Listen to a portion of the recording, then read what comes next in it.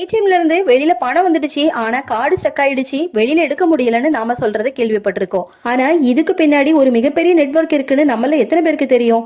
இப்படி மக்கள் பணம் எடுத்ததுக்கு அப்புறம் கார்டை வெளியே எடுக்க முடியாத அளவுக்கு இந்த திருட்டு கும்பல் கார்டை ஜாம் பண்ணிடுறாங்க. அது மட்டும் இல்லாம மக்கள் திணறிட்டு இருக்கும் போது பக்கத்துல இருக்க ஹெல்ப்லைன் நம்பருக்கு கால் பண்ணுவாங்க. அந்த கால் டைரக்டா இந்த ஸ்கேமர்ஸ்க்கு போறது மாதிரியான ஒரு செட்டிங்ஸையும் செஞ்சு வச்சிட்டாங்க. அந்த டைம்ல இந்த ஸ்கேமர்ஸும் பேங்க் எம்ப்ளாயி மாதிரி அந்த ஏடிஎம் சென்டருக்குள்ள வந்து அவங்களுக்கு ஹெல்ப் பண்றது மாதிரி எங்க இன்னொரு தடவை பணத்தை எடுத்து பாருங்கன்னு சொல்லி அவங்க பின்னையும் நோட் பண்ணிக்கிறாங்க. அதுக்கப்புறம் ஏடிஎம் கார்டு வரல, உங்களோட டீடைல்ஸ் எல்லாமே எங்க கிட்ட இருக்கு, நீங்க வீட்டுக்கு போங்க, உங்களோட ஏடிஎம் கார்டு வந்துடும் அப்படின்னு சொல்லி அவங்கள அனுப்பி வச்சிடுறாங்க.